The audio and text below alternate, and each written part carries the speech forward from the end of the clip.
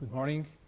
Thank you very much for attending this webinar of the Fundación de Estudios Financieros and the Fundación ICO, in which we are going to present and discuss the work carried out jointly by the two institutions entitled A Yearbook on the Euro 2021. First of all, I would like to thank the Fundación ICO, its president José Carlos García de Quevedo, and his team for this fruitful collaboration that has once again led to a new edition, its eighth, jointly sponsored by both institutions, of this study and that we are presenting today. At the Fundación de Estudios Financieros, we are very satisfied with the result of this collaboration, and it is our wish to maintain it over time. We believe that the Euro Yearbook is consolidating itself as a reference work at a European level, as the excellent feedback we receive on the book's presentation every year has shown. I also want to thank the collaboration with Bruegel that allow us to increase the outreach of this study. I also want to thank Uría Menéndez, a distinguished Fundación de Estudios Financieros sponsor, for hosting us today at their facilities, from which we are going to transmit the presentation and the subsequent debate. For the Fundación de Estudios Financieros, there are many reasons that have led us to continue with this annual project, also coinciding with a period of great importance for the single currency in recent years. The objective that we set ourselves with this work is to make available to the reader developments that occur in Europe in the monetary, fiscal, economic, and political union, pointing out to the successes, its limitations, and also its possible shortcomings. At the Fundación de Estudios Financieros, we defend the importance of the single currency for our country and our firm conviction of the advantages it brings, despite the discipline it imposes and the sacrifices it entails. This principle has led us to develop a long activity of publication that focus on the configuration and development of the euro and the monetary union and their effects on our daily lives. The report for this year is especially timely because it presents a different scenario than the one we projected a year ago. It is the year of the pandemic and its negative effects that have made the authorities around the world give a more coordinated political response than in previous crises. From Europe, it is also the year in which important approaches in the EMU changed, with significant advances in the fiscal union and in the mutualization of risks, issues that have been gaining weight during this year as a response to the European authorities to the economic crisis caused by the coronavirus. There is no doubt that very important challenges remain to consolidate the European project, and from the Fundación de Estudios Financieros we share the main message that is transmitted in this work, and that we could summarize in the need and opportunity to continue to move decisively towards greater integration. It would be a shame if the remarkable advances that have taken place in the last year did not have a continuity in the future. It would be like recognizing that the EMU only advances when difficulties appear and regresses in good times.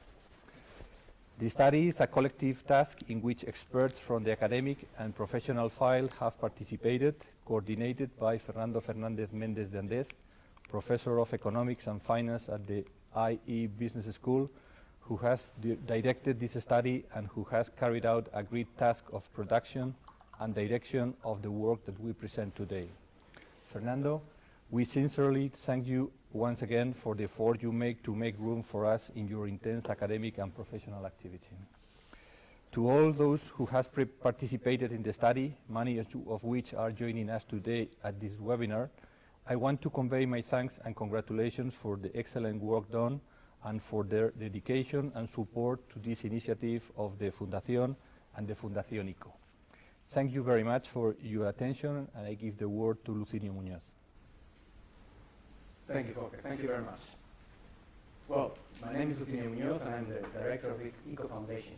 And I have to apologize on behalf of the president of ICO, José Carlos García Quevedo, as he will not be able to join us today in this event. In any case, it's my pleasure to welcome you all to this presentation of the Yearbook of the Euro. A very brief introduction about who we are. ICO Foundation is the foundation of ICO, and ICO, as most of you probably know, is the Instituto de Crédito Oficial, is the Spanish National Promotional Bank. We are a public bank similar to KfW in Germany, CDP in Italy, or CDC in France. 2020 has been a year in which public financial institutions such as ours have had to come to the forefront and have played a central role as administrators of national credit support programs. European governments tried to mitigate the economic impact of COVID-19 through a set of initiatives to support credit, such as guarantees for bank loans, particularly to small and medium-sized enterprises. At ICO Group, we have implemented and managed the guarantees approved by the Spanish government. Under a public-private partnership scheme, these measures have made it possible to inject financing worth over 120 billion euros into companies and self-employed workers through more than 1 million operations. According to the data available now, I would suggest that you see the report just published by Bruegel regarding the credit support programs in Europe's 5 largest economies. The guarantee lines managed by ICO have been extensively taken up by companies, and they represent around 9.5% of Spanish GDP by January 2021. In addition to these public guarantees, ICO has had to strengthen and made more flexible all its business financing instruments with the aim of mitigating the negative impact of the crisis, contributing to boosting the recovery and process, and just developing the resilience and the twin transition, green and digital, of the Spanish economy towards a more sustainable growth model. So, for instance, in this just strengthening of the instruments, I would like to point out that in 2020, the amount of direct lending financing provided by ICO almost doubled compared to the same time period in 2019, reaching a total of almost 3.4 billion euros. We have also been developing non-bank alternative financing instruments, and ICO has also worked intensively to support and promote the venture capital ecosystem through our venture capital subsidiary called Axis. Moreover, from a qualitative point of view, the COVID-19 crisis has accelerated and amplified our global sustainability commitments, and SDGs are fully integrated into the entire ICO Group strategy and daily activity, both in the liability and asset sides of our balance sheet. Let me also highlight that ICO has recently obtained the accreditation as an implementing partner of the European Commission for the management of funds from the InvestEU program, of which we will speak extensively afterwards. And this also enables the Institute to perform this function in other EU programs with the European Financial Framework. Coming now to the yearbook, I think that Jorge has just pointed out all the relevant points, but I think we all agree that the EU's response to COVID-19 crisis has been swift and decisive.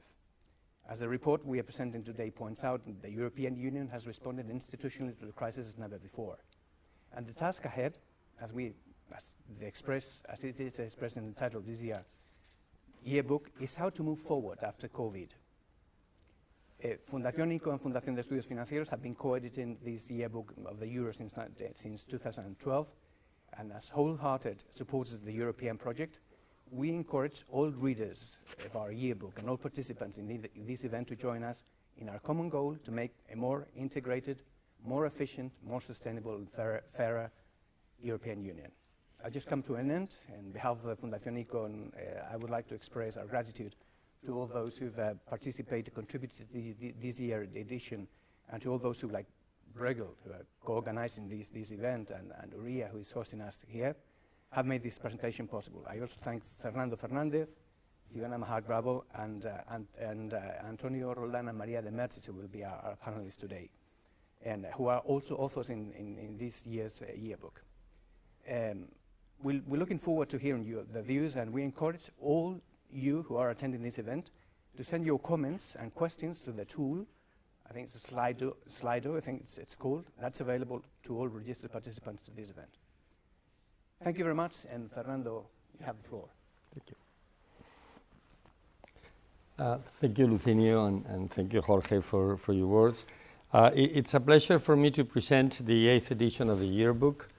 A project that is only possible because of the generosity of the Fundación ICO and the Fundación de Estudios Financieros, and also with the help of Bruegel, who has been collaborating with us. I think it's already 4 years, Maria, if I'm not wrong, that we've worked together in this project.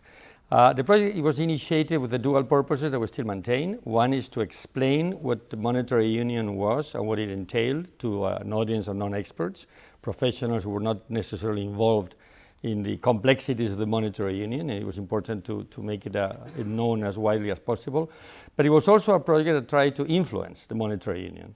The idea from the beginning was, our conviction, that has now become common knowledge, was that the institutional design agreed in Maastricht showed some fundamental flaws that threatened the survival and the improvement of the monetary union. So we've tried in every yearbook for the last 8 years to contribute to make the, as Lucina indicated before, to make the union more sustainable and better for everyone.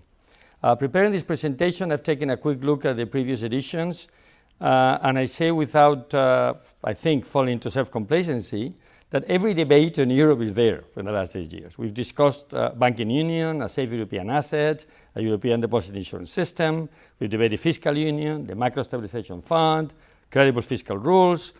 We've also talked about regulatory obstacles to having truly European banks and capital markets, even possible treaty changes at some point. This, of course, tells us not only that we were particularly smart, which was not the case, or that we were particularly lucky in choosing an impressive list of contributors, which we have, and I'm proud to say we already have this year, but also because these issues have been around with us for many, many years.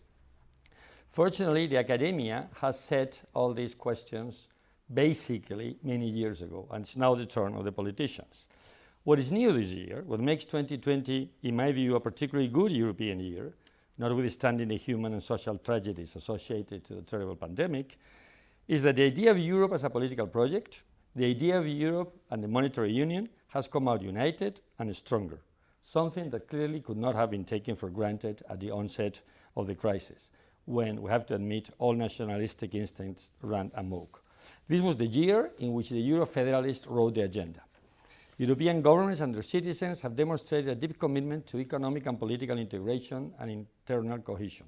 Financial markets, at least, have come to believe that, so unanimously that they expect the very determined European authorities to adopt whatever policies are necessary to help member states overcome the crisis and meet their debt obligations.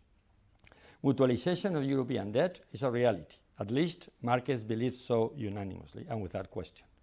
Excessive optimism? Only time will tell.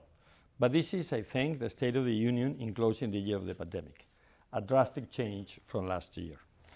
This was otherwise a terrible, sad year, a year where the world rediscovered its fragility and most countries adopted policies of prolonged confinement and drastic lockdowns of economic and social lives. Policies that have had serious repercussions in economic activity and employment and our lives. But finally, after a period of confusion, wrong-headed and selfish policies, authorities around the globe came to a coordinated policy response. A policy that I describe in the Union as full speed ahead, and we'll worry about the consequences later. There was probably no alternative. But I also have to say that despite current generalized optimism, please note that markets and authorities have been proved wrong before, and financial conditions may not always remain so accommodative. Depending on the speed and intensity of the recovery, the process of debt restructuring, both private and public, will provide inevitable and require tremendous creativity from policymakers, as we are already beginning to see and discuss internally in our particular countries. The good news for Europe is that this time the Union joined the expansionary club without much delay or any hesitation. The EU reaction to COVID was surprising in its unity and decisiveness. And it is only fair to say that the von der Leyen Commission and the President herself have risen to the challenge. The crisis has undoubtedly served to advance the integration of the Union in its federal ambition. And this yearbook describes in detail these exciting developments, which have encountered far less political opposition than it was anticipated. Fear has proven to be a very powerful incentive to do things better. But this yearbook also tries to address the questions lingering in every European's mind. How much of this will stay once the recovery is on solid footing? how many of the emergency policies we have witnessed in 2020 are simply the necessary response to an unprecedented global health emergency. How many will become part and parcel of the standard toolkit of the European Monetary Union on its road towards an ever closer political union. As for the European Central Bank, 2020 was supposed to be the year of the normalization of monetary policy, but COVID also changed everything. And all major central banks responded quickly by implementing the largest monetary stimulus in history. The ECB, with no practical room to lower rates, turned to non-standard measures and confirmed that it saw itself at close to or near the lower bound. After some initial hesitation, the ECB reinforced its commitment to whatever it takes with speed and determination. And it announced a comprehensive policy package that included monetary policy, regulation and supervision measures, and macroprudential instruments. By acting swiftly and expeditiously to the COVID challenge, the ECB has placed itself once again at the core of European policy making. It cannot be surprising, therefore, that accusations of fiscal dominance have also re-emerged and will come with us. The independence of the ECB has also been questioned. Yes, the European Union has responded institutionally to the crisis as never before. In banking union, the resolution mechanism now has a credible financial backup, the revamped ESM, and regulatory authorities have shown the necessary determination and flexibility. But the main obstacles to having truly retail European banks remain, notably the absence of a European deposit insurance system, a common bank insolvency regime, a flow of liquidity and capital intra-EMU within cross-border groups which is free of ring-fencing measures, a common policy treatment of privately owned cooperative and state-owned banks, in particular regarding their legal status, their specific governance and ownership structures, which kept them immune to consolidation and protect them from failing. As for fiscal union, there has been unquestionable advances that could not have been hoped before the pandemic. Nevertheless, the political discussion has highlighted three issues looking forward that should not be dismissed in the federal heat of the moment. Next Generation EU is legally a one-off emergency package, and it was only approved after that point was made crystal clear. And there is no formal presumption of it ever being repeated, despite the obvious precedent it creates. It is not the macro stabilization facility the fiscal union needs. In fact, it tries to be both a structural development fund and a macro stabilization facility. And that dual purpose may complicate its future. NGEU does not create a European treasury, although it puts in circulation a very large amount of European debt. This absence could complicate debt management in the future. And finally, on fiscal union, there has been no progress with fiscal rules during the year. I know that talking about fiscal rules today may seem as a stupidity of some economists, especially after the Commission has declared a vacation period for 2021 and 2022. But the fact remains that the current rules are inefficient, impractical, highly discretionary, and overly politicized. The pendulum in academia has been gradually shifting towards simple, predictable, and enforceable rules on public expenditure, which could be easily calibrated for member states on the basis of their level of public debt and the speed of a reduction. But this debate has not yet become a political reality, and it should soon. It is unimaginable that EMU may move decisively to create a permanent macro stabilization facility without at the same time relying on a clear set of fiscal rules to avoid free riding. In any case, the pandemic will leave deep and drastic structural changes, and we have to deal with them. Conventional wisdom is calling for a renewed economic policy strategy with a stronger role for fiscal policy, much larger public sector deficit and debts, and more state intervention in the economy. The underlying assumption is that the post-COVID-19 world will be defined by very low inflation, nominal interest rates, close to or below zero interest rates, high unemployment rates, and suboptimal growth. In those circumstances, why worry about debt sustainability?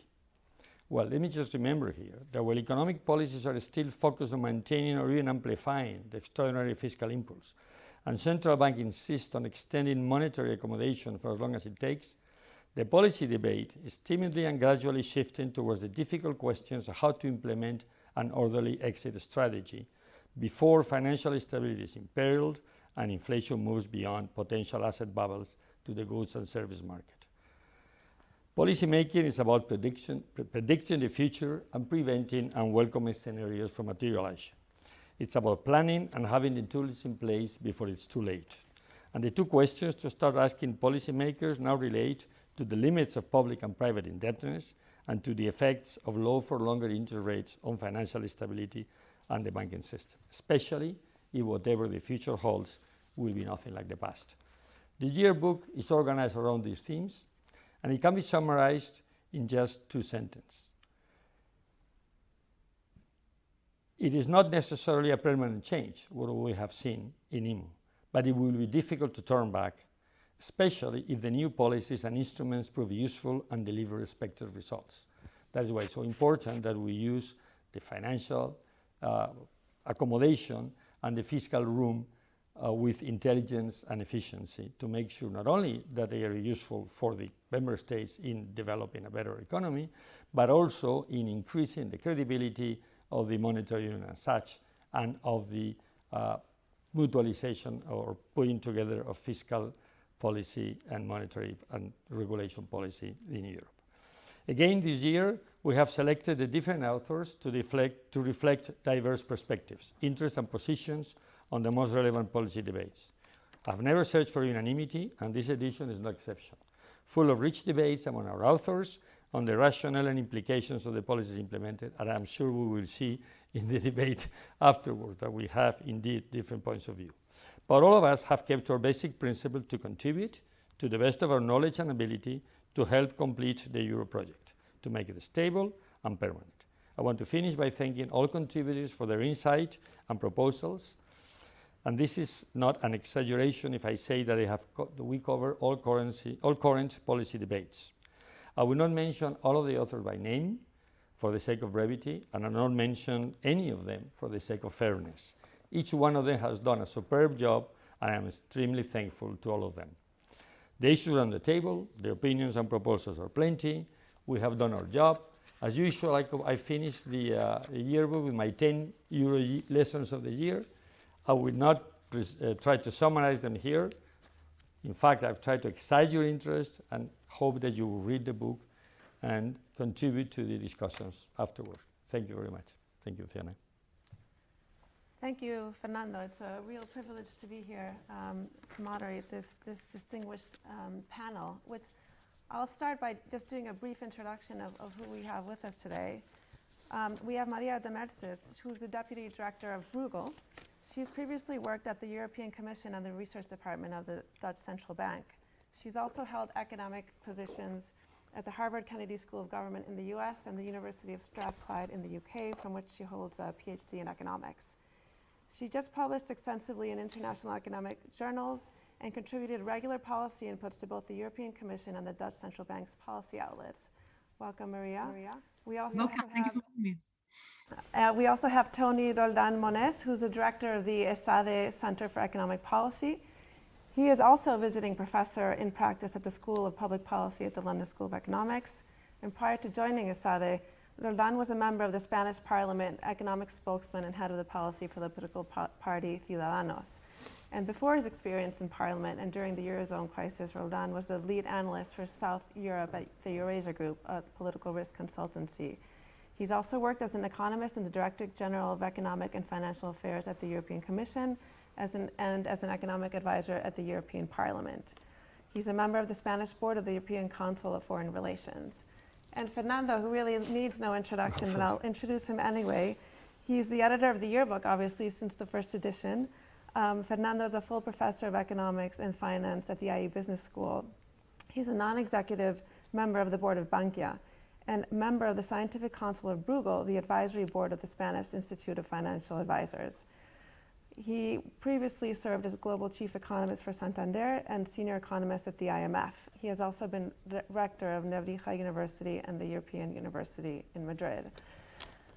So with the introductions out of the way we were going to organize this is we're going to start with a few, I'm going to ask a few questions with the panelists, and then those who are watching us, if you would like to ask a question, as was said previously, you can type it into the dialogue box, and we will do our best to answer as many questions as we can. I'd like to start off the debate with Maria, and it would be great to get your views on the ECB's unprecedented response to the crisis that Fernando was mentioning before. Everyone seems to agree that the arsenal of measures was necessary, but the question is, now what? You know, can the ECB indefinitely expand its balance sheet, hoovering up debt from corporates and from sovereigns? And if you believe inflation will return, as some are quite worried about right now, then is this debt sustainable? What is the exit strategy for the ECB in your view? Thank you very much, Fiona. A very big question. If you allow me, before I do that, let me also extend my thanks to the foundation, to the Institute for putting the yearbook again together, and thank very much Fernando for including me again. I am delighted to participate. As always, as Fernando said, it is a publication that does not shy away from disagreement, and I think that's really important if we are going to make progress on the architectural flaws of European Monetary Union. Thank you, Fernando, for including us. And this year, I'm very proud that my co-author in this book was also a Spanish co-author, Marta Dominguez, who has done a great job in helping me put the book together. I hope that next year I will not have to do this via the screen, but maybe I can join you in Madrid. That would be a much better state of affairs. It will all depend, of course, on how the pandemic evolves, and you know that brings me to your question, Fiona, because all of this is very, very much related to the state of affairs given the pandemic. You know, I think there is no disagreement that the pandemic program has been extremely helpful in preventing financial fragmentation in the Eurozone, and therefore allowing every single country to access the market and access the markets in reasonable prices to finance the pandemic costs. Beyond that, of course, there's so many other things that have been done at the European level, but I think it's crucial that countries themselves can access the markets to finance the expenses. So then the question is, how long are we going to keep this up for? And you know, what happens next? And that's really your question, Fiona, the exit strategy, and you know, under what conditions? And I think I'd like to sort of discuss a little bit, if you allow me, the exit strategy and the shape and form that it ought to take in two different scenarios, one with inflation and one without inflation. The one without inflation is perhaps, may I call it the easy one. As far as the ECB's exit strategy is concerned, the one with inflation becomes a little bit more complicated. At the end, I'd like also to offer a view as to which one I think is the baseline scenario, because I think that's also important. We prepare for a lot of events, but I think we can also think about what do we think happens next. Now, without inflation first, the pandemic program is gonna get us for another, it's gonna take us to the end of the spring next year, March of next year. This is when I think the commitments are made. And we heard yesterday also the president of the European Central Bank committing to a large purchase in the next quarter to try and stimulate further the economy. Together with the absence of fiscal restrictions that Fernando mentioned in his introduction, indeed the Commission is asking for no rules for another 2 years. That is really going to give us the space to do whatever we can to try and sustain productive capacity, but at the same time to regenerate also the economy slowly. As the vaccination rolls out, we will be able to, bring out the economy from the artificial coma that we necessarily had to put it as a result of the pandemic. So, we do have ammunition here. They're both the pandemic fund by the European Commission, by the European Central Bank, and the absence of fiscal rules gives us the space to do something. It is, of course, up to the countries to themselves to decide how to manage fiscal policy, and of course, given the fiscal space that countries have. But I think, the tolerance at the European level for exceeding previous rules, and as Fernando said, rules that are not necessarily very helpful, even in best of times, is really going to help us get there. Once we get to that end, let's say a year from now, if there is no inflation, I think the rolling down of the PPP is going to be natural. Then the European Central Bank is going to go back to slightly more I don't want to say conventional policies, because none of this is conventional, and I don't think instruments like interest rates are going to be used anytime soon. But I think, the absence of inflation is not going to cause any headaches for the European Central Bank. It will continue to monitor the conditions of excess demand in the economy and will apply the huge arsenal of instruments that it has. If there is no inflation, there will not be a need to do much. If there is deflationary pressures, because we also have to consider that, there will probably be a need to continue QE. But I think let's cross that bridge when we get there. Because as you said in your comments, Fiona, it's the balance sheet of the European Central Bank is now almost seven, or in excess of 7 trillion. That's unprecedented, and of course the ECB can hold that and can let it mature rather than taper. It can let it mature without necessarily disturbing the economy. But increasing that infinitely is also not desirable for many reasons, including the political economy reasons that Fernando talked about at the beginning. So, I consider that the easier scenario. If there were to be inflation, we expect that is going to create some headache for the ECB. I think it's going to put the ECB in an awkward position at the very least, because it will have to pit its mandate of price stability against its desire to prevent financial fragmentation. Which one should it support?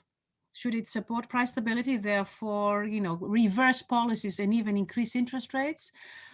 Or should it try and allow, in inverted commas, because its actions is what it allows countries, it's not the purpose of the ECB to do that? Or is it going to allow to continue countries to access the market at very low prices by simply buying assets? So you will have two objectives that are actually pitted against each other. So that's going to generate some headache, I think, for the ECB, if it were to be inflation. If there were to be inflation, we will get into that awkward position. On top of that, and this is something that has worried me quite a bit, we have seen that the German Constitutional Court had challenged the proportionality of ECB policies, and it had to do with the pandemic program. If that challenge has happened, that has established a precedent, and if there is a precedent, then that there is reasons to believe that this will happen again. Imagine the situation in which the ECB is challenged in the way that it applies its policy tools. Should it go for price stability, or should it go for preserving the financial unity at the European Union? That may be a good reason to challenge again the ECB if the ECB had decided that it does not want to increase interest rates. Now, all of this is speculative, but I'm talking about the risks that we will have to face if we were to see inflation again. So which one is going to happen? Well, you might have followed all the discussion in the US apropos of the new Biden administration package of 1.9 trillion, whether this is going to be inflationary or not. Who's right? There are two camps on this thing, and who do you think is right? First of all, I would say that it is not correct to be looking at measures like the output gap in this current situation. The output gap is a very difficult measure of economic activity in the best of times, let alone now where we are in huge uncertainties. So I think the output gap is a measure that's going to get us wrong with great confidence. I certainly advise not to look at these measures, and therefore the ability to predict inflationary pressures is really, really small.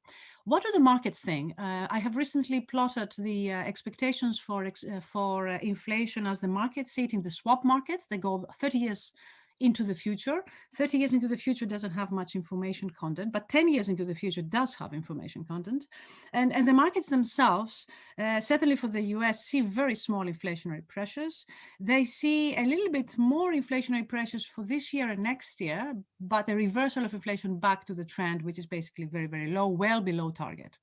The inflationary pressures we see, therefore, are very temporary, and they are the result, not to do with any of this, they are the result of the reversal, some of the deflationary policies that we had put last year. So since these policies are reversed, like VAT or oil prices, oil prices is not a policy, it's an economic action, these policies and actions are reversed, and this is actually what is causing the inflationary impact.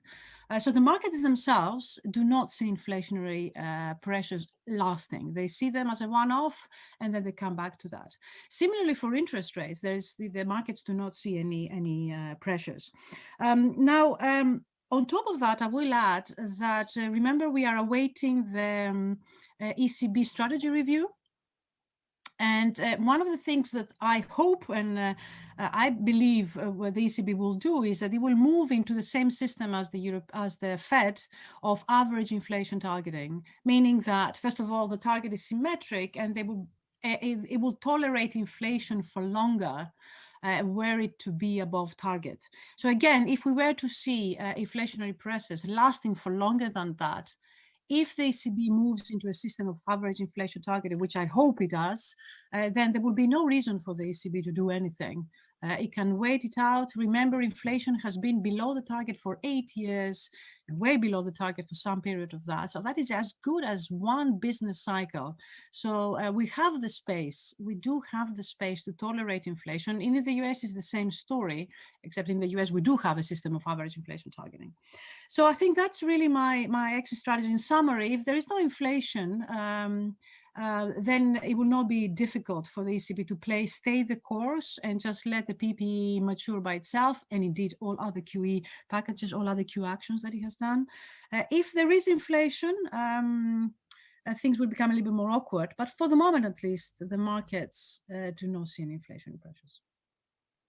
Thanks, Maria. Yes, they seem a bit sanguine yesterday after the comments also made by the president of the ECB, who said that she saw inflation, I believe, as sort of temporary. Fernando or Tony, do you have any views on whether inflation is coming, or? Tony, I have, but maybe Tony, Tony, you're next, but I've talked too worry. much already. So. No, I think that, to summarize what Maria made a very good summary of the current thinking, and I think that is probably, you're right. I mean, that's what the markets are thinking today, and that's and you underline this idea that there is enough space in policy space, both in monetary and fiscal, to overcome that. I like your point about the output gap not being a good measure, because as we know, both know, all of us know, it is part of the discussion, which I think is typically wrong. When people talk about the problem being a fact in the US and not in Europe, they look about the size of the fiscal impulse and put in the context of the output gap, and I agree with you that is wrong. Now, why am I a little bit worried? Well, I'm worried for two things, actually three things. One, as I said before in my introductory remarks, because markets and governments and central banks have proven to be wrong before. And we're living in this world of beautiful, let's call it a nice illusion that they're going to get it right this time. Meaning that since we don't see inflation, there won't be inflation. We're seeing that there is no inflation because, and this is the second point, of structural factors: globalization, digitalization. These are the sort of the long-term trends that are putting inflation down. But let me just remind you that for this to continue exerting deflationary pressures, the pace, the rhythm at which globalization and digitalization and population aging, which is the third factor, all these three variables, the pace at which they change will continue to, we need to be as fast, as rapid as it has been before. And I think that is a very, very optimistic scenario. So chances are we will not see an increase in globalization of the same magnitude.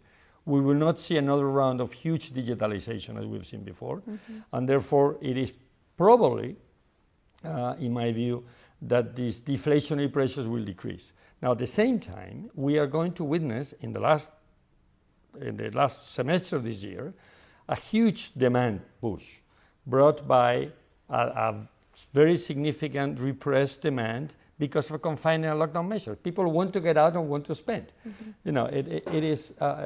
It has been significant data quoted in most places that the level of bank deposits is a historical maximum, meaning people have money to spend and will spend it as soon as they can. So it's very likely that we will see a peak in inflation in June, in the last part of the question, last part of the year. Maria made a right point saying this is only a temporary phenomenon. My problem is whether expectations will change once this temporary phenomenon, whether people will start thinking that inflation is a fact, and then we will see a new round of wage pressures, and we may see cost-push inflation as a result, that the financial markets may get nervous about this. We saw it happen in the US. Let's see whether the ECB is able to contain this low pressure for the long-term interest rates moving up. That's basically what the ECB tried to do yesterday, calming the market. But they will be nervous in the market. So I would be very cautious about being so confident. And the problem, though, and Maria, I think, was very clear on this, for the ECB is particularly relevant because it is put at a point where it is, one, the only federal instrument that is at the disposal of the European Union. That is a problem that we highlight all over the yearbook. And second, because it's already been challenged. It's challenged on both sides. It's challenged by people who are saying it's falling to fiscal dominance, and it's challenged by people who say it is being too restrictive and too cautious, and therefore it may lose its independence. This is a question that will with us. So I won't be so sanguine about a scenario in which, I don't want to take too much time. Let me finish here. Most economists would agree today that in case of doubt, it is safer to err on the side of expansionary policies. I think that is still today the conventional wisdom in the academy and in policymakers. I think that is going to change much sooner than we think. Personally, I am starting to think that it may be a chance it may be a better idea to be wrong on the side of caution, particularly as the vaccination campaign gets speed and becomes overwhelming. I think the whole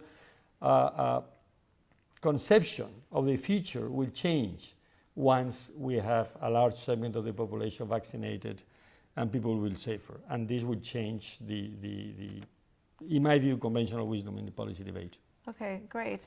Actually, I'd like to switch gears a bit and ask Tony. Tony, you wrote in the yearbook about the EU recovery funds and how they might be a poisoned gift and how we can avoid that. I'd like to ask a little bit about what you think of the Next Generation Fund's governance. I mean, it's quite a lot of money to be invested, and you know, the question is, will these investments bring real and long-lasting change really to the Southern European economies that are the biggest, I think, beneficiaries? Are the incentives there for them to be implemented properly, for the reforms to be implemented? You know, how do we ensure that this isn't another wasted opportunity? Thanks, Fiona. Thanks very much for inviting me. It's a pleasure to be here, Fernando. Thanks the Fundación ICO as well, and thanks also to Bruegel and to Maria for helping organizing this. It's a real pleasure to be back speaking about European issues and not so much about national issues. It's refreshing intellectually. So, look, I think Fiona, you point to a crucial issue which is often overlooked, right? Economists, we tend to discuss very much about the rules, about the monetary policy, about fiscal policy, but we particularly at the European level, we tend to forget the European political economy dynamics.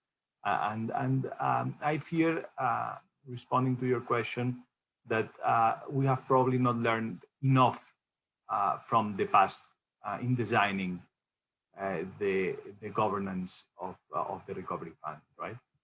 So let me start and go a bit more back in time. When I was studying my undergraduate studies 20 or 25 years ago, the conventional wisdom in Europe was, look, once countries do not have the possibility of using monetary policy to the value, unavoidably we will see and we will observe over time a trend towards convergence in institutional dynamics in Europe. So countries in the south, with the monetary straitjacket, would not be capable of doing anything else but doing reforms if they wanted to progress. And with the Stability and Growth Pact, since they didn't have either too much fiscal policy, at the end, we would go towards convergence, and this way the monetary union would be sustainable over time, right?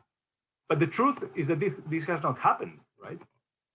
If we look at the evolution of total factor productivity, or if we look at the evolution of any of the indicators, or of any of the competitiveness indicators, we see a diverging trend between core countries and southern countries, right? So something is wrong in the design, right? Something has not worked. The question is what? What is it that didn't work, right? My view is that political economy considerations have been basically ignored. And we need to understand better the reasons that drive countries to reform if we want this recovery fund to succeed, right? And to this, you need to add one problem, which is that the shock of the pandemic has been completely asymmetric. So if you look at the GDP fall in 2020, for reasons that we already know, because we are exposed because of our economic structure to more contact-dependent sectors, because of demographic issues, because of cultural issues, because of governance issues, as Sapir explained in a recent paper at Google. The South has suffered much more than the core this crisis. So instead of helping to reverse these trends, this crisis will accentuate the divergence, right? So now what can we do? So obviously we have had an extraordinary reaction in comparison to the last crisis. The reaction of the EU has been extraordinarily generous, has been fast, and a few years ago we didn't have when I did my stage at the European Commission, we didn't have pretty much any fiscal governance mechanisms. Now we have the embryo of a common unemployment scheme. We have the embryo, we already had it after the last crisis, of a European Monetary Fund, if you want, the ESM, and we have a recovery fund funded by Eurobonds. So there has been a massive transformation, and I think it's been extraordinary. And anyone should be very happy about that. The question is, will this work to reverse the competitiveness divergence, right? So my point here, and the point I make in the paper that you were mentioning, Fiona, is that I do not see that, first, on the governance, anything has changed or anything substantial has changed in relation to the country-specific recommendations that we've seen over the years. Anyone who has been looking at these country-specific recommendations must be shocked. I read them almost every year, and every year they say the same thing.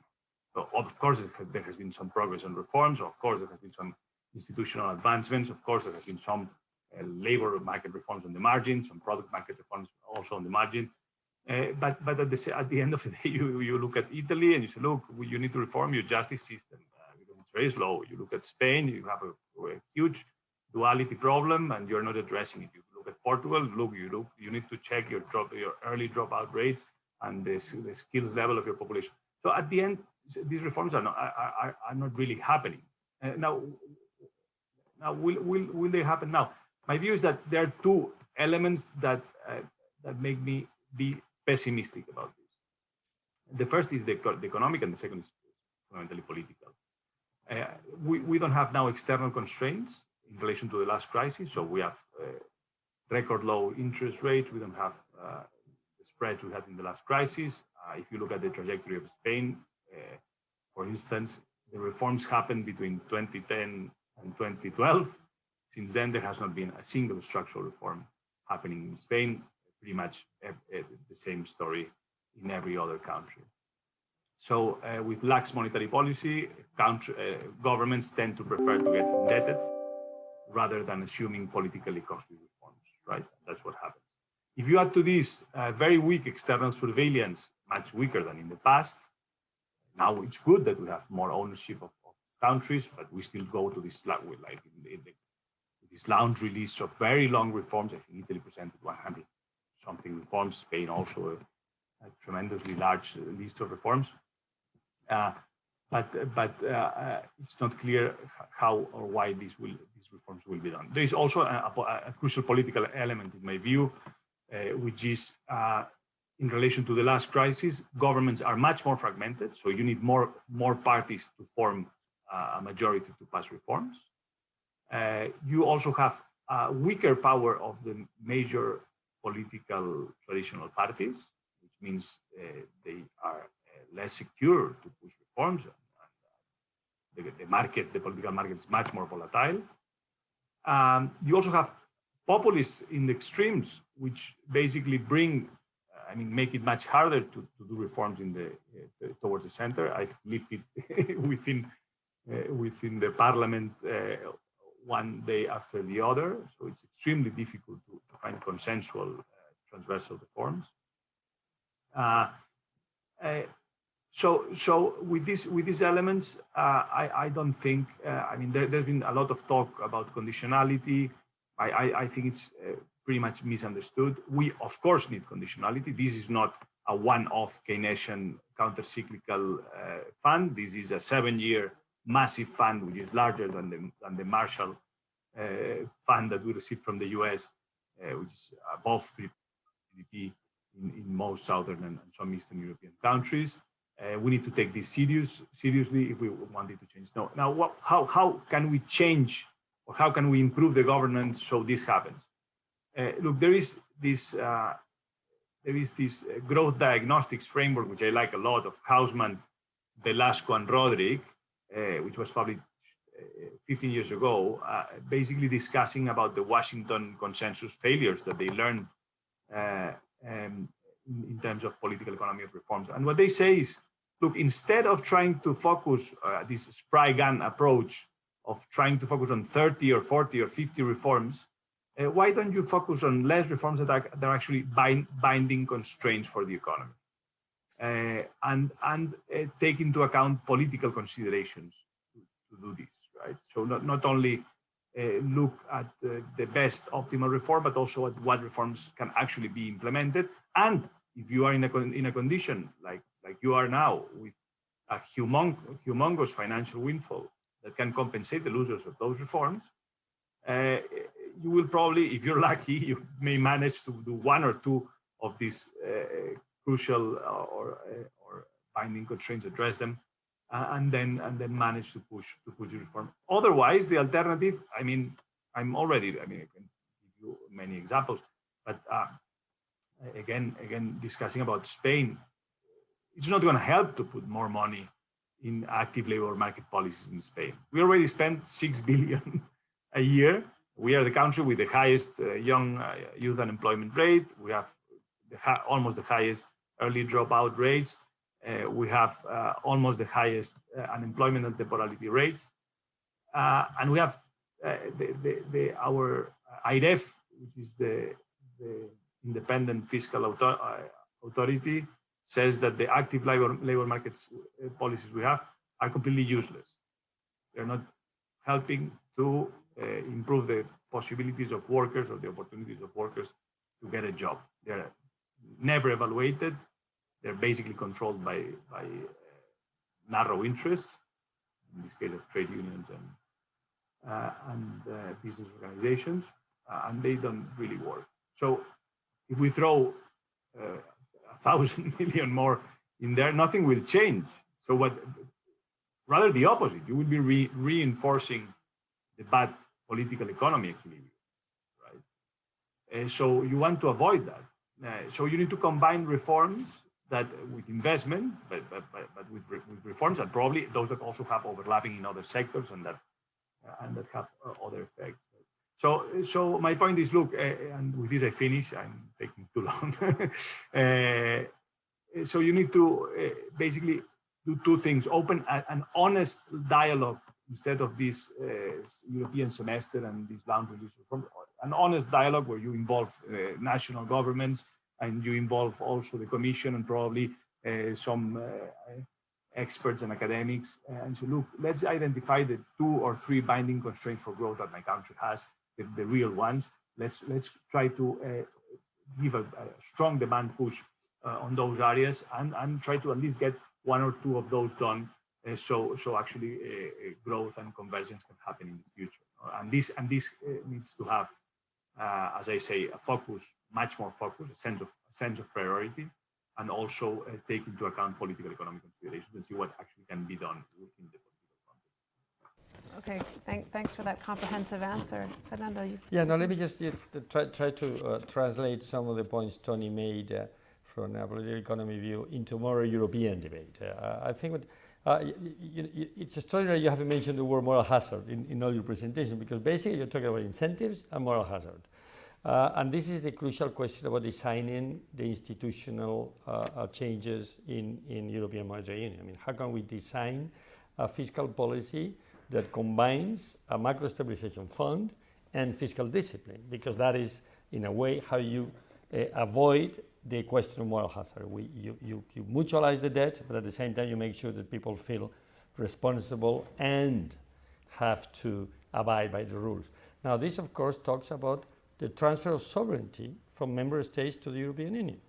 The same can be argued in terms of regulatory policies and some of the issues that are pending the completion necessary to complete the banking union and the capital markets union. The point I want to make very quickly here is that unless we face clearly that we need a new treaty, a new Maastricht Treaty, that will change the decision-making rules in many of these issues, and that it will entail an additional transfer of sovereignty from member states in fiscal policy, in banking policy, in regulatory policies to the European level, I don't think we can ever reach an agreement on this moral hazard question. Because the political economy reform is about the political union. And that's, I just want to mention this because at some point in the book we talk about that, and there are a couple of articles that deal on this. Okay, great. Actually, Maria, please. If I may also add to the many points that have been said, on the New Generation EU Fund, which is one of a few what I call small miracles that happened this year, despite the pandemic and the human loss. On the context of policy, we have seen small miracles, and one of them is the pandemic, and it was quick. It initiated for the first time the mutualization of debt to give out. We had European debt issued before to give out loans, but this time is to give grants. This is, Yeah, sorry, we lost you for a second. Can you repeat that last point? I missed it because of the connection. Sorry. Yeah, sorry about that. I was saying that this was a small miracle because it is the first time that the European Union mutualizes debt to finance grants. We have had mutual issuance of to finance loans, but not to finance grant, and this is the innovation here. I remind our listeners that this is a one-off tool. It is not, by construction, it is not there to stay. The idea is that the New Generation EU Fund will last for the lifespan of the current budgetary cycle, and after that, it will not happen again. We can debate, and Fernando and I have debated this a lot in previous interactions, whether this will stay or will go. But at least the condition that is required for it to stay is that it is spent well. If it is not spent well in some metric that the European Union has to establish, it simply won't stay. There is a lot of dissipation with the current budget, the European budget, the MFF, and there is a lot of demand for it to change. Unfortunately, it didn't change this year. But if the MFF falls into the same, if the New Generation EU Fund falls into the same, if I call it trap, as the MFF, then it simply won't stay. And that, of course, is an important point, right? Now, I actually see the New Generation EU Fund much as a macro stabilization tool. It is aimed for really financing the objectives of the EU in the long term. Typically, there are two. Really, there's the green transition and the digitization of the economy. These require, the buildup of skills, infrastructure, training, or administrations to become more digital, ensuring security, the economy. All of these things are sort of structural reforms that are required. And the New Generation EU Fund it has the aim of aligning countries in these two directions. So, if you are missing out on the energy transition, then invest. Your country that misses out on energy transition, this is a good tool to use to try and level the playing field with other European countries. If you don't have good internet speed in your country, this is a good time. This is a good tool to use to try and bring up the internet speed, which is going to allow you to digitize the economy and digitize the innovation furthermore. So I think this is really what countries, which by the way have not submitted yet to the plans on how they're going to spend it, but I'm hoping that the countries really will take the opportunity to at least advance on this, what I call European public goods, which is effectively the two big targets of the current European Commission, is to very much enhance and speed up the energy transition and of course digitize the economy. So, you know, I think I'm waiting eagerly to hear what plans countries are going to submit, how they will be viewed. And it will not be just the Commission looking, it will also be the European Council, so other countries. And if we can find good ways of aligning these types of objectives, this is going to be really a success. And if it's done well, then maybe the tool will stay. Can I come in? Can I jump in? Yes, please. Fiona? Sorry. Yes. Go ahead, Tony. So two very interesting points you make, Maria. First, on the goals of the recovery fund, right? You say, look, there are two main goals, but that's not exactly true. There's the digitalization and green transition, but then they also mentioned you should follow the European semester recommendations.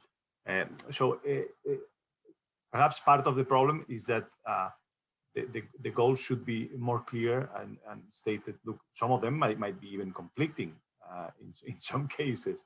But that's one point. And the second is regarding the risks of this recovery fund failing, right?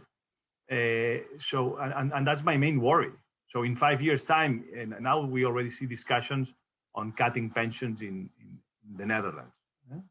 The government is already thinking, look, how am I going to be sustainable fiscally in the future? I might have to cut the pensions. If in 5 years' time you have headlines in the Dutch newspapers and in the Austrian newspapers with money having been terribly spent in whatever crazy infrastructure project, or maybe even in corrupt, we've had quite a few experiences in Southern Europe of bad use and corruption over the years, and then you're going to absolutely kill the possibility of actual further fiscal union or fiscal federalization. So the risk is not only, so in the good scenario, you end up in a world in which, okay, you missed the opportunity, but just throw the money. But in the bad scenario, given the horribly poisonous politics you have in the core of Europe, this can end up being a much worse scenario in which, look, in some countries, you have close to a majority of Eurosceptics that might say, look, I'm already reducing my pension because I'm transferring the money to the South, and this is a serious threat to the EU, and ignoring this and not doing more to improve the governance mechanism can end up in a really bad equilibrium for the EU, for the monetary union. Great, Tony.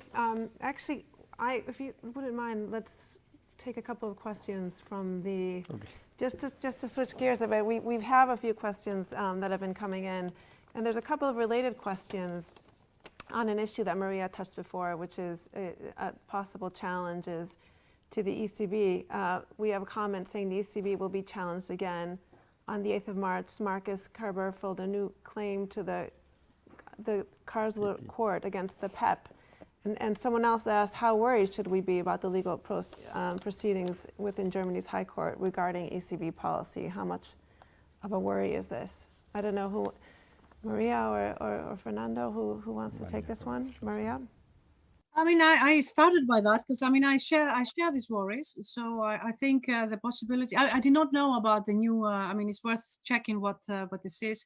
I think I am less worried about the pandemic QE because I think there's big understanding of the need to do whatever it takes, to use a famous phrase. So I think I'm less worried about that. I find it difficult to either challenge or even try to establish the proportionality of the pandemic. When you say you need to do whatever it takes, well, you better do whatever it takes. And then to challenge it on proportionality, I think is defeating the purpose of a big bazooka, which is effectively what we see. So I'm less worried about that. And I think that also public opinion is less worried about that. I think the biggest worry is the challenges that may happen after that. Indeed, I see also a lot of questions coming in on the issue of inflation. If there is going to be inflation and no growth, what would that mean for the ECB? That, I think, is perhaps the point where this issue of challenge can happen again, because the ECB will be wanting to both maintain its mandate of price stability. So if we were to see inflation, it's going to need to increase interest rates. But if it decreases interest rates, given that the level of indebtedness that we will see in countries, also in firms, but in countries in particular, is going to be much higher than what we came in, that may pose question marks to the sustainability of debts, and at the very least is going to push the price that countries have to pay to be able to borrow up. And therefore, the ECB is going to want to prevent that, because it will want countries to have access to markets, because the purpose of the job of the ECB is also to have financial stability. And if financial stability is jeopardized, the ECB worries about that. This is where I see the conflict. Now, this is also fertile ground for those who want to challenge the proportionality of the ECB policies, to jump in and say, hey, look, your prime target is price stability. This is what you should be aiming for. The rest is secondary. So, if there is a conflict between it, so be it. You have to go and increase the interest rates. That, however, as Antonio said, is going to put it's going to be an existential threat for the Euro zone, something that the ECB will not like. But I think that is, I would say it's a possibility. I hope it's not a probability. Let me just add to this that I fully agree with Maria that we will see these challenges increasing in likelihood as time goes by, as the size of the balance sheet of the ECB increases, as the size of the pandemic increases, the PEPP, the Pandemic Emergency Purchase Program, and also as the sense of urgency, as the sense of health emergency fades out. It is very difficult to question now the need for a huge intervention of public policy in general, certainly the ECB, given the fact that there's still, half of Europe at least is still locked down, and half of the economic activity is confined because of administrative decisions. In this context, it's very difficult to challenge the whatever it takes. But as vaccination becomes prevalent, and as we start to come out from the health emergency, the need for this emergency political economic policy decision will be necessarily questioned. And that is why I think it's very important to use this opportunity to change or to start the process of changing the treaty to make sure that these things may not happen. We have to make sure that we get to this agreement between solidarity, mutualization, and discipline that we can work with in a scenario that will materialize much sooner than we think. And that's sort of the big theme of my executive summary. We have a couple of questions, as Maria said, on inflation, but I think we've mostly dealt with that. What happens if we see inflation in the Eurozone but not growth? Do you see inflation in the Eurozone? I think those are issues that we've talked about before. Mm-hmm. I'd like to just switch gears again for a minute. We've talked a lot about the ECB's interest rate policy and the arsenal of measures it's taken.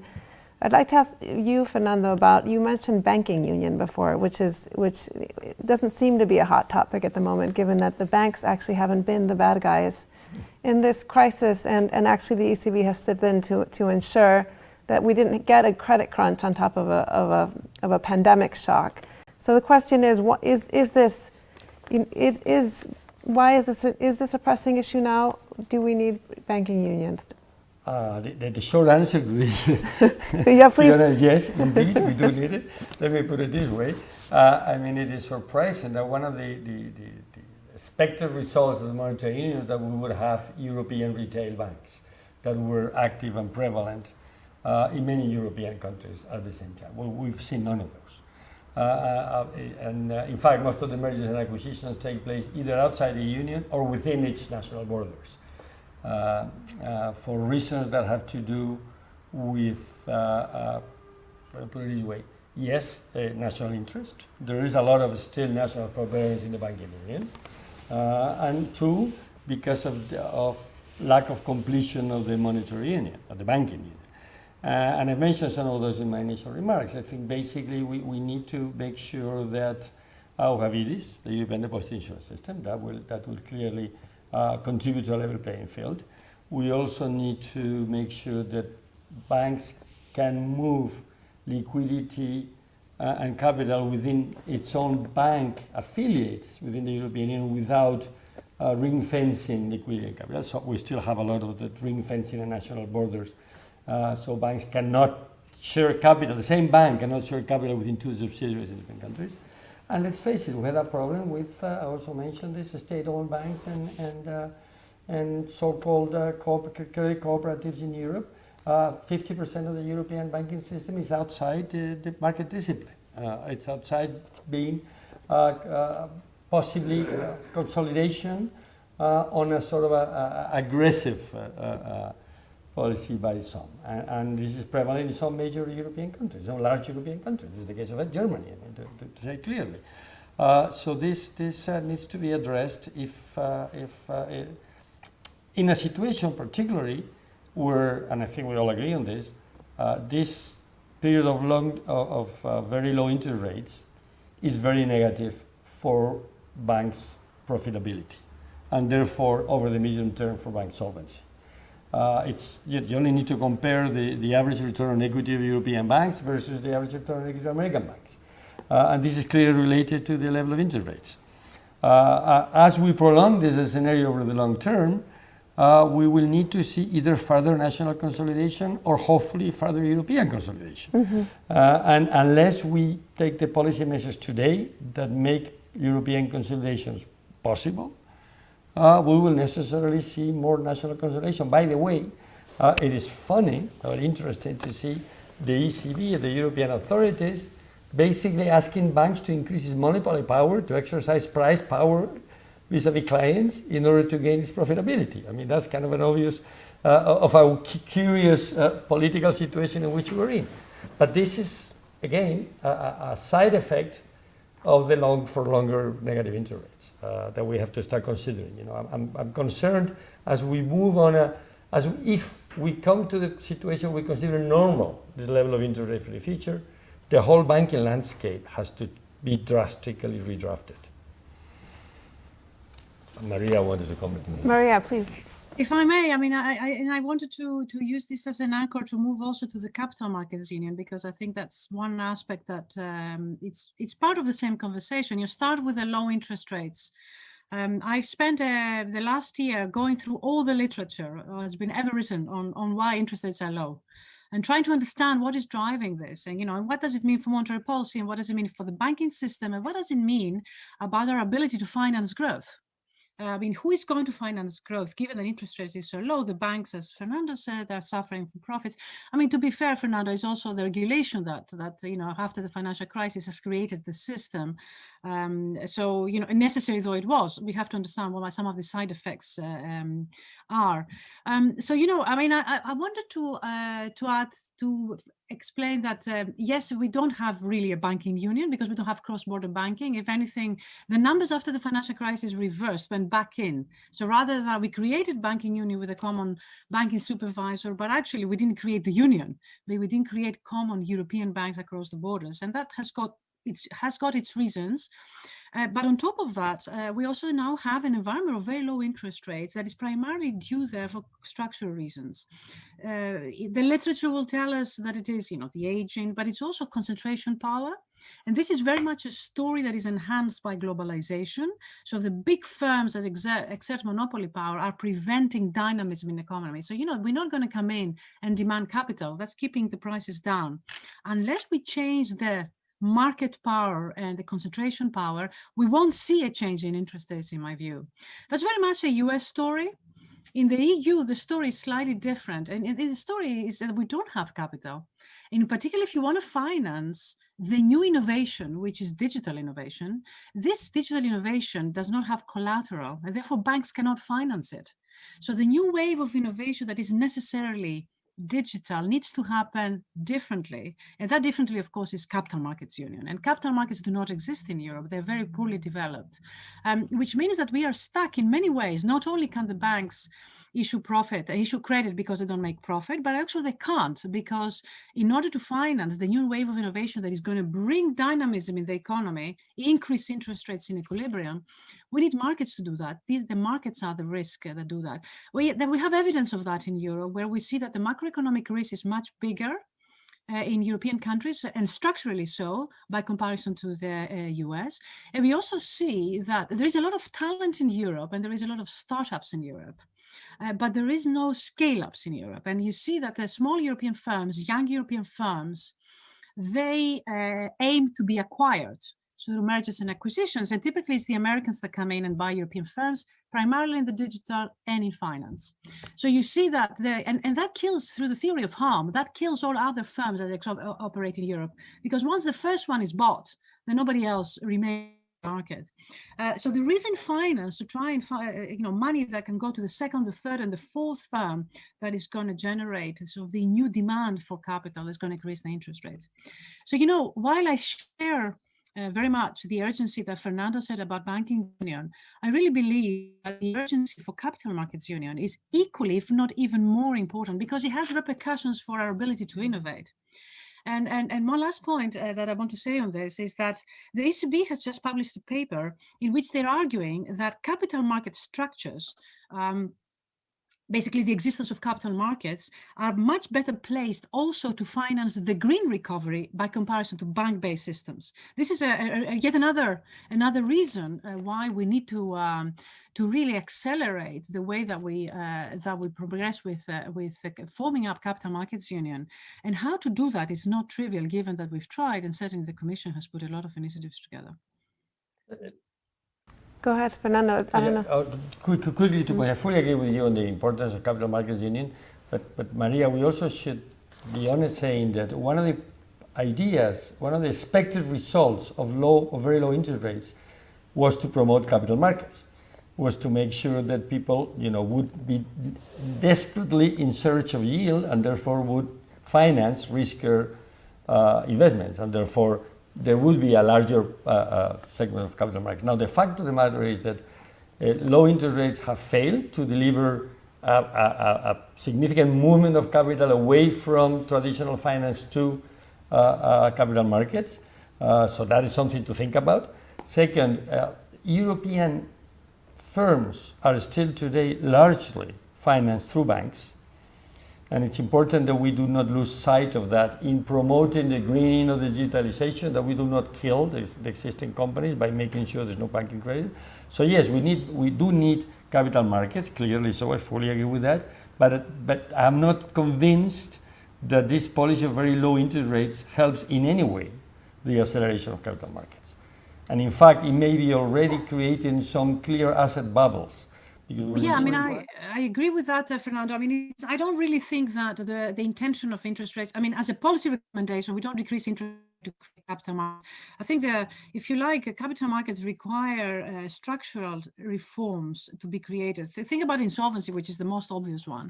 The way that we treat insolvency and the judicial system under which we treat insolvency. If we have 27 different legal systems, you're not going to have a capital market union. You see, you need a sort of predictability in terms of. Sure, but Maria, the big difference here, I think, is important. In order to promote capital markets, we have to shift people's minds towards equity and less towards sovereign debt. And a lot of investors and a lot of the political speech and discourse in Europe is about ensuring and making investors safe. And that is totally alien to capital markets. I mean, capital is about assuming risk. Now, unless we have a sort of a full-blown speech facilitating and fostering the assumption of risk, and therefore the potential losses, we will, Europe is still dominated by risk-adverse investors and risk-adverse policymakers in financial markets. If we can just switch gears again for a minute, we do have a question here on, many are saying more pandemics are coming. Also, we will probably see new climate-caused crises. what lessons can we learn from the COVID-19 crisis to prepare for future crises on the monetary policy level? And this ties into actually a question I wanted to ask Maria. You in the yearbook, you make an interesting case for the ECB to adopt a sort of a green mandate and explicitly support a low carbon economy by through its asset purchase program or by modifying the haircuts on the collateral that are used to account for carbon intensity. And it's an interesting question. Why should, the Commission obviously and member governments are making ambitious plans to combat climate change. Why is this something that the ECB should be doing? The most compelling answer I have heard to this question was given by Isabel Schneider, the member of the European of the Council of the Board of the ECB, in which she said that because everybody has to do their role to meet the climate ambitions, not just the ECB, the Commission, the governments, you and me, the way we eat, the way we fly, the way we dress, the ambitions, the climate ambitions that we have set for ourselves, and they're being fit for 55. We have the new ambitions that the European Commission has put forward, require a huge acceleration. And if I may use the same word that you used for the monetary policy, the arsenal of tools that we needs to expand. We need to be very serious about carbon border adjustment. We need to be very serious about carbon pricing. We need to be very serious about the heating of our buildings. Be serious about cutting emissions faster, so the reduction factor needs to come down. And on top of that, I will put also the ECB, as we talk about greening finance, and here the private sector is also doing tremendous initiatives to try and invest in green bonds, not in brown bonds, remove brown bonds and invest in green bonds. And therefore, I think the sovereigns need to think about that as well. So therefore, how the sovereigns issue debt and what do they use it for, and therefore also the European Central Bank in both buying those bonds in the quantitative easing program, but also on the way that they treat collateral in the lending. So yeah, I'm a firm believer that everybody has a role to play, and the ECB is a very big market participant and therefore has got a market to play. Now the question is, and this is the bit that perhaps we might want to discuss, should it do this on account of its secondary mandates? Because there's other secondary principles that the ECB can follow: liquidating inequality, including preserving small levels of inequality, preserving growth, financial stability. Why should it give priority to the climate? And should it? And if it were to do that, would it be better if it got a change in the mandate? I think these are kind of I have no doubt in my mind that the ECB needs to do something. I personally feel that if there were to be a political mandate for this, it will give it a lot more legitimacy.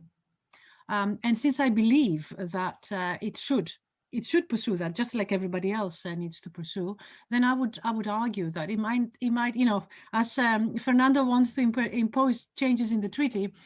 Can you add this one as well? Yes. Good luck with that, Fernando. Good luck with that. Exactly. Well, I mean, it's not an easy thing, right? I think the ECB can pursue green policies without having a change in the treaty. And that's an important point because, Fernando is right. It's a battle. This will be a battle.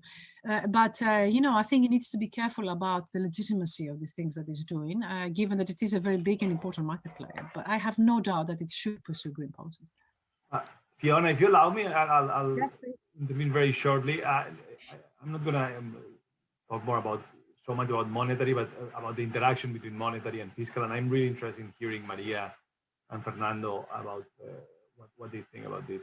So the world has changed massively, right? In a world where you have super low inflation, super low rates, the fiscal policy that we had, the Stability and Growth Pact, and the 60% debt levels and the objectives of deficits, not only are absolutely would be absolutely crazy to try to go down from 100% debt to GDP to 60% in the present context with so high unemployment and with so much social suffering. But also we need probably to rethink the whole system of interaction between fiscal and monetary, right? So probably when you have higher interest rates and when you have high inflation, you need to consider reducing the debt. But as long as you have these low rates and probably the objective should be different. Fiscal policy, we try to guarantee full employment and to try to reduce social suffering and to improve growth. Also, there's obviously a debate on the quality of that fiscal policy you do. What do you guys think about how should the fiscal rules in the EU be reformed, and whether these ones actually work or not? It's a bit late to ask this question, but I think that this is one of the big questions we have in the Yeah. next. Can I talk about monetary policy first before we go into fiscal rules? I don't know whether we have time to go into the fiscal rules, but I'd love to have a debate with all of you at some point on this. But let me stick to the greening of monetary policy and the role of the ECB. As Maria probably knows, I strongly disagree with that. I strongly disagree for very practical purposes. I mean, it will be further along the road of making the European Central Bank an instrument of government policies. And I think this is totally wrong. It will do away with the central bank independence. There is no way you can argue that the central bank needs to remain independent, not the ECB, that any central bank needs to remain independent from political authorities if it is seen as an instrument of government policies. The central bank is a very special, concrete animal. It is in charge of financial stability and price stability, period. Everything else is unrelated to the mandate of the ECB unless we want to do away with central bank independence. Because there will be, I mean, all the questions that we're talking about, the challenges, the legal challenges that the ECB will face, imagine what it will be. Especially because if you apply this greening monetary policy view to sovereign bonds, we will end up financing the governments that are precisely in less need of financing it. So it will automatically translate an increase in sovereign spreads. But to finalize, I mean, if there is anything that we haven't talked about on monetary policy, I think is urgent, and I hope we all agree on this, is the debate on the European safe asset. What is extraordinary, what is strange, what is unique for the ECB still today is that it is the only central bank that conducts monetary policy without an instrument for the whole area. I mean, the ECB still conducts monetary policy with sovereign member state paper. Any other central bank has its own paper. Its own, I'm not talking about central bank European ECB paper, I'm talking about EU paper. So unless we advance the discussion on the European safe asset and how to introduce that, we will still have all these questions on the monetary policy and the realm of the ECB. And that to me is much more pressing and necessary than extending the mandate of the ECB to a territory that will complicate seriously its independence. We only have a couple minutes left. I don't know if anybody wants to have anything that they're burning to say that they haven't said already. If I may, on the so I think Fernando raises important points about the design of how to do the greening of policy. And I mean, I totally buy your arguments of how to do it. I think that's important. If you ask me how is the new ECB strategy going to change, I don't know is the answer, but I'm pretty sure that there will be a greening in there. So, you know, getting it right will be important for all the reasons that actually Fernando said, even if he doesn't believe that they should do it. So that's one thing. I think on your point, Antonio, on the fiscal rules, this is going to be the next big chapter. I think there is a lot of agreement. Even the European Fiscal Council has said we need to change the rules. Then an interesting point that arises here is whether we should change the rules before we go back to them, or we should just go back to them and change them afterwards. I think there are political economy reasons that are coming in there. How much political capital do you want to invest in fighting this battle, as it were, and to what end? I mean, I think if we were to change the rules, and we should, so we need to go to simple rules, enforceable rules that deal with things like moral hazard. But they are enforceable, because I think the issue about the current rules is they're complicated enough to be meaningful, but they're difficult to enforce. And therefore, I think that's the dimension in which this discussion should go. We'll see when this discussion starts, but I believe that it will. I feel it will start at some point. Yeah, I want to make a very quick point on the Next Generation EU and the Recovery Fund, because Maria insisted on and this debate with Tony on whether it was sort of a structural fund to foster a structural change in Europe vis-a-vis digitalization and the greening of the economy, which I think is fine. But then, if that is the case, I mean, if the Next Generation EU fund is a structural fund to promote change in the structure of the European economies, then we still need a macro stabilization fund. And in fact, my concern is that the expenses, the financing that economies like Spain, like France, like even Germany today need because of the pandemic, have nothing to do with the priorities that are set in the structural fund. I mean, the digitalization and the greening of the economy are good on their own. But we do need now is a macro stabilization fund that will prevent the ECB from having to continue buying government debt to ensure low spreads and low costs. So my point is, for the completion of the monetary union, we still need a macro stabilization fund. And the more we make it a structural fund, the worse for it. And maybe we can just end, actually, Tony, I don't know if you want to have the closing remarks on that, on whether or not you think we need a macro stabilization fund, and then we can end it there. I do agree. And I would love to make the recovery fund permanent with a better design, ideally. Great. Well, I think that it actually I'd like to hand it over here. Just wearing my co-editor hat, I just wanted to say that thanks very much to everyone. I think this has just provided a glimpse of the kind of subjects that we can discuss, and just the yearbook is full of information. We wanted to provide information to raise awareness, and it's full of opinion. That was one of our objectives, diversity, and we've seen that, and of course we could keep on discussing for forever. But the opinions are just attributable to the authors, and that's the way it should be. And from a very practical point of view, and the yearbook can be downloaded from the websites of both Fundación de Estudios Financieros and Fundación ICO, and we just try to send some link to Bruegel so that people can just download the whole document in PDF. That's all I want to say. Thank you very much. Thank you. Thank you. Thank you very much to all of you. Have a good day. Thanks for having me. Thank you. Thanks, everyone. Thanks so much. Thank you. Bye. It was a pleasure.